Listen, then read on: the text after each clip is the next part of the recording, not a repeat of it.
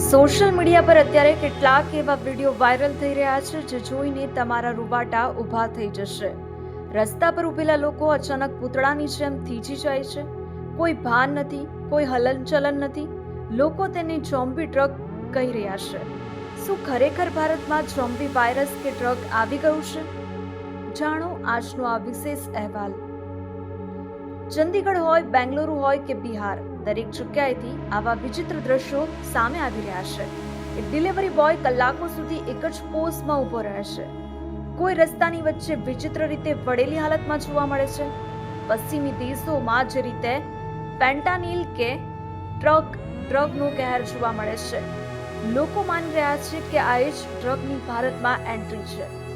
Internet પર આ વિડીયોએ ભયનો માહોલ પેદા કર્યો છે, પરંતુ સત્ય કંઈક અલગ જ હોઈ શકે છે. બેંગલુરુમાં જ્યારે પોલીસે આવા જ એક વ્યક્તિની તપાસ કરી અને મેડિકલ ટેસ્ટ કરાવ્યા ત્યારે ચોંકાવનારી વિગતો સામે આવી.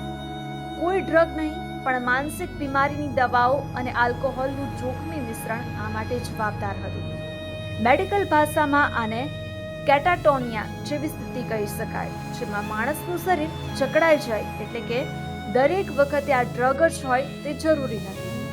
પોલીસ અને ડોક્ટરો અત્યારે ચેતવણી આપી રહ્યા છે કે અફવાઓથી દૂર રહો. સોશિયલ મીડિયા પર ઝોમ્બી કહીને ડર ફેલાવવાનો એ સમાજ માટે ઘાતક છે. જો તમને આવા કોઈ વ્યક્તિ જોવા મળે તો વિડીયોને બનાવવાના બદલે તાત્કાલિક મેડિકલ હેલ્પ બોલાવો, કારણ કે તે કોઈ ગંભીર મેડિકલ ઇમરજન્સી પણ હોઈ શકે છે.